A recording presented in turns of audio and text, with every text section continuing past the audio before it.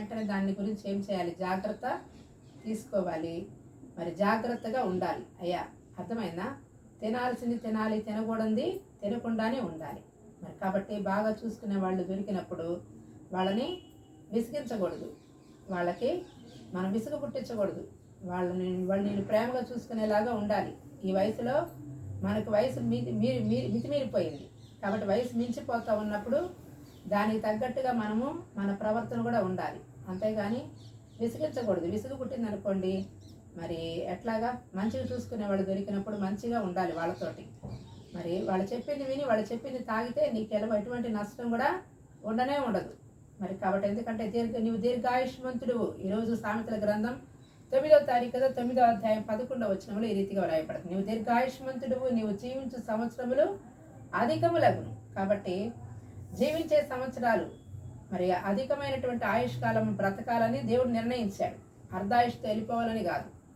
అర్ధాయుష్తో ఎవరు వెళ్తారంటే చెప్పిన మాట వినని వారు వెళ్ళిపోతారు. కాబట్టి మాట వినేవాళ్ళు చిరకాలం జీవిస్తారు, ఎక్కువ కాలం బ్రతుకుతారు. దేవుని మాట వింటే అంత ఆయుష్కాలం పెరిగింది. నా మాటలు ఆత్మయు జీవమునై ఉన్నవి దేవుని వాక్యం సెలవిస్తాము. కాబట్టి దేవుని మాట చెప్పేటప్పుడు మనం జాగ్రత్తగా శ్రద్ధగా నీకులాగా వింటే ఎక్కువ కాలం జీవిస్తారు. కాబట్టి మనం జీవించడమే కాదు, మన పిల్లలు కూడా దీర్ఘాయుష్మంతులు అవుతారు. ఎందుకని అంటే మన పుణ్యము మన పిల్లల మీదకి, అంటే మనము ఎంత పుణ్యం చేసుకుంటామో అందుకంటారు, పుణ్యం కొద్దీ పురుషుడు దానం కొద్దీ బిడ్డలని. మా అమ్మగారు లోకంలో ఉన్నప్పుడు ఆమె ఆ సామెత చెప్పేది నిజమే. పుణ్యం అంటే బ్లెస్సింగ్. ఎంత నీవు చేసుకుంటావో చేసుకున్న వాళ్ళకి చేసుకున్నంత అంట. కాబట్టి ఎంత ప్రేయర్ చేసుకుంటావో అంత నీకు ఫలం ఉంటుంది, అంత బ్లెస్సింగ్ ఉంటుంది. సోమరిగా ఉండటానికి దేవుడు పిలవలేదు. అట్లాగని చెడు మార్గంలోకి నువ్వు వెళ్ళిపోకూడదు. దేవుడిచ్చిన మార్గము నీకు మంచి మార్గాన్ని ఇచ్చాడు. మంచి మార్గంలోనే నువ్వు నడవాలి. మంచి మార్గం కాకుండా వేరొక మార్గం నువ్వు చూసుకుంటేది. అందుకని సామెతల గ్రంథంలో ఈరోజు 9వ అధ్యాయంలోని మాట ఉంటుంది. ఏంటది అంటే 6వ వచనములో, ఇక జ్ఞానము లేని వారై ఉండక బ్రతుకుడి, తెలివి కలుగ చేయు మార్గములలో చక్కగా నడువుడి. ఇక జ్ఞానము లేని వారై ఉండక బ్రతుకుడి. జ్ఞానం అంటే ఏంటంటే ఏది మంచి ఏది చెడు అని తెలుసుకోవడమే జ్ఞానం. మంచి మార్గంలో మనం నడవాలి, మంచి త్రోవలో నడవాలి. దేవుడిచ్చినటువంటి భర్తతోటే కాపురం చేయాలి, కానీ వేరొకరితో మనము కాపురము చేయకూడదు. అది జ్ఞానం. వేరొకరితో కాపురం చేస్తే ఏం జరిగింది? మరి ఒక ఆమె ఇప్పటికీ కూడా కోలుకోలేకపోతా ఉన్నారు కొంతమంది. ఇక్కడ మన చందలపాడులో ఒక చిన్న బిడ్డకి ఎయిడ్స్ వచ్చిందంట. ఏంటంటే తల్లి మరుగు చేస్తూ ఉంది, కానీ మరి ప్రార్థన చేయండి అని ఏమైనా పోరాడుతూ ఉన్నారు.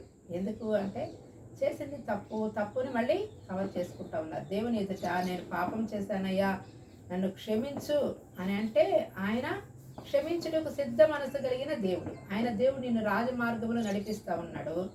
రాజమార్గంలో వెళ్తూ నీవు తప్పు త్రోవలో నడవకూడదు. తప్పు త్రోవలోకి వెళ్ళిపోతే మరి జీవితము శూన్యమైపోయింది.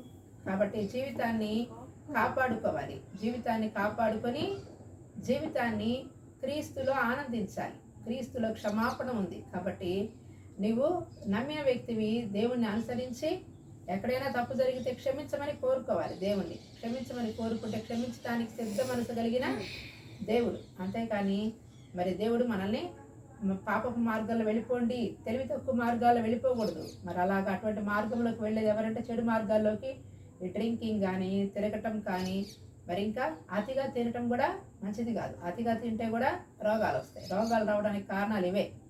కాబట్టి ఏదైనా అతి తిండి పనికిరాదు, అతిగా తాగటం పనికిరాదు, మరి అతిగా తిరగటం పనికిరాదు. అట్లాగా లిమిట్గా తిరగమని కాదు, లిమిట్గా తాగమని కాదు. అవన్నీ కూడా వ్యర్థమైనవి.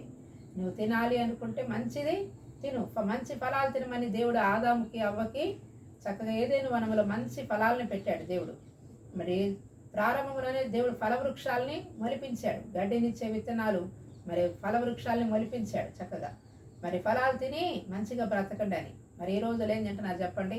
అంతా కూడా ఫాస్ట్ ఫుడ్స్ తిని ఆఖరికి నాకు పొట్ట వచ్చింది, నాకు ఒళ్ళు వచ్చింది, నాకు అక్కడ కొవ్వు పెరిగింది, ఇక్కడ కొవ్వు పెరిగింది, మళ్ళీ దాన్ని కరిగించుకోవడం కోసం రకరకాలుగా మానవుడు తిప్పలు పడతా ఉన్నాడు. కాబట్టి మనకి చేసుకునే దాంట్లో మనం జాగ్రత్త తీసుకునే దాంట్లో మరి నీ యొక్క నీ యొక్క భవిష్యత్తు ఆధారపడి ఉంటుంది. కాబట్టి భవిష్యత్తుని శూన్యం చేసుకోకూడదు, భవిష్యత్తుని అంధకారం చేసుకోకూడదు. ఉన్న సమయంలో ఉన్న దాంతో చక్కగా శ్రేష్టమైనవి తినాలి. కాబట్టి శ్రేష్టమైనటువంటి ఆకుకూరలు, శ్రేష్టమైనటువంటి మరి పాలు, గుడ్డు ఇట్లాంటివన్నీ కూడా తిని మంచిగా మందుకు ఖర్చు పెట్టే డబ్బులు ఏదైతే బ్రాందీ సీసాలకు ఖర్చు పెడతారో, ఏదైతే ప్యాకెట్లకు మీరు ఖర్చు పెడతారో ఆ డబ్బులు నువ్వు చక్కగా మంచి కాయలు తెచ్చుకో. లేదా నీకు బలం కావాలంటే మంచిగా చికెన్, ఫిష్ తీసుకొచ్చుకొని తినండి. మరి ఈ రోజుల్లో వర్షానికి చికెన్ తినడం కూడా అది మంచిది కాదు. మహా అయితే ఫిష్, గుడ్డు ఇవి మాత్రమే, సీ ఫుడ్డే మరి మనిషికి బెస్ట్ అని చెప్పేసి డాక్టర్లు కూడా పలుమార్లు చెప్తా ఉన్నారు. ఇంకా నట్స్ తినండి, జీడిపప్పు, బాదం పప్పు చక్కగా నానబెట్టుకొని, వేరుశనగకాయ, పల్లీలు కూడా నానబెట్టుకొని తింటే మంచిది.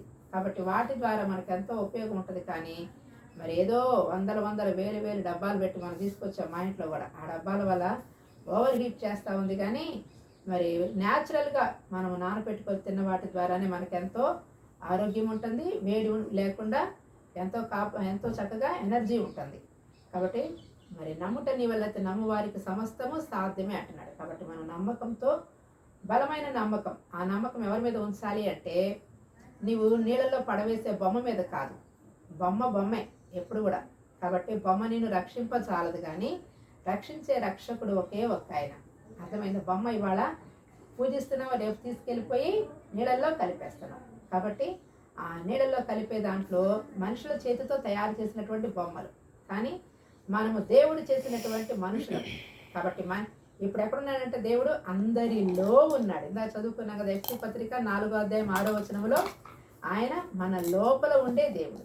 అర్థమైందా? మన మనస్సులో ఉంటాడు. కాబట్టి అందుకని మనం నమస్కారం